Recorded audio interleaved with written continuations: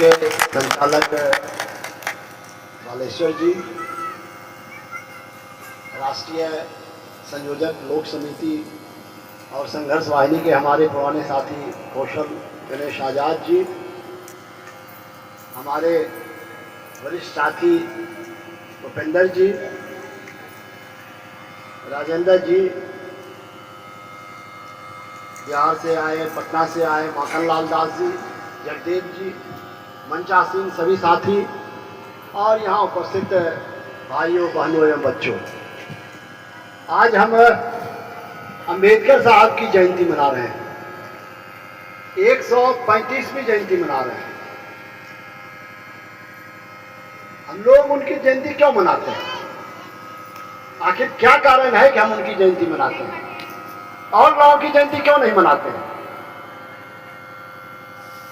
अंबेडकर साहब ने जो कर्म किया, अंबेडकर साहब ने जो संघर्ष किया, अंबेडकर साहब की जो उपलब्धियां थी और उन उपलब्धियों का लाभ दबे कुचले पीड़ित शोषित वर्गों को जो मिल रहा है, इसलिए हम उनकी जयंती मना रहे हैं। उनका जो त्याग था, उनका जो संघर्ष था, उस संघर्ष से जो हमको प्राप्त हुआ, हम उसका जो लाभ ले रहे हैं, यह संदेह अब हमें पैदा हो रहा है, शंका पैदा हो रही है कि जो संविधान बना था, संविधान बनाने में जो संघर्ष किया था डॉक्टर भीमराव अम्बेडकर साहब ने, अब वो हमारा अधिकार खतरे में पड़ रहा है। संविधान में जो अधिकार हम लोगों को दिया गया था, अब वो खतरे में पड़ रहा है। और खतरे में कैसे पड़ रहा है? तो सीधे सीधे तौर पर, परोक्ष तौर पर या घुमाकर हमें गुलाम बनाया जा रहा है। कैसे गुलाम बनाया जा रहा है? जो बातें अंबेडकर साहब ने कही थी, जिस बात से सावधान उन्होंने किया था, उस जाल में हम लोग फंसते जा रहे हैं। उस जाल में फंसते जा रहे हैं। कई मित्रों ने अपनी अपनी बात रखी और विस्तार से रखी। सबको मिला देंगे तो बड़ी बातें हो जाती है। हमारे मित्रों ने कहा कि अंबेडकर साहब ने कहा कि शिक्षित बनो, संगठित हो और फिर संघर्ष करो। फिर कुछ मित्र ने कहा कि जो शिक्षित हो गए, अंबेडकर साहब ने 32 डिग्रियां हासिल की थी और सिर्फ डिग्रियां हासिल नहीं की, उस शिक्षा का लाभ उन्होंने समाज को दिया।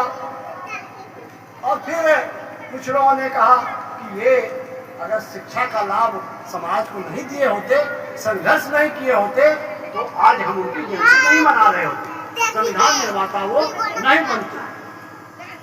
उन्होंने उसके बाद 22 प्रतिज्ञाएं ली थी पूरे संघर्ष में।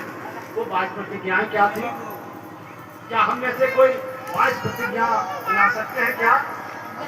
ये आखिर डॉक्टर भीमराव अम्बेडकर ने 22 प्रतिज्ञा क्यों ली थी?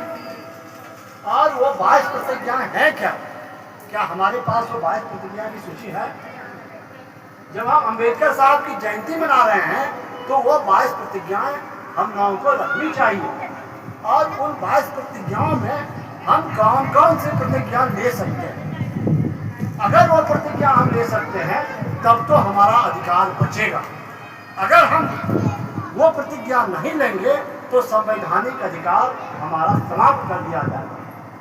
हमको बाबा साहब भीमराव अम्बेडकर की वो प्रतिज्ञा फिर से दोहरानी पड़ेगी, जिससे कि हम अपना संघर्ष को आगे बढ़ा पाए। आप अभी जिस सरकार में रहते हैं, जो शासन में अभी हम लोग रहते हैं, जानते हैं वो शासन कैसे आया?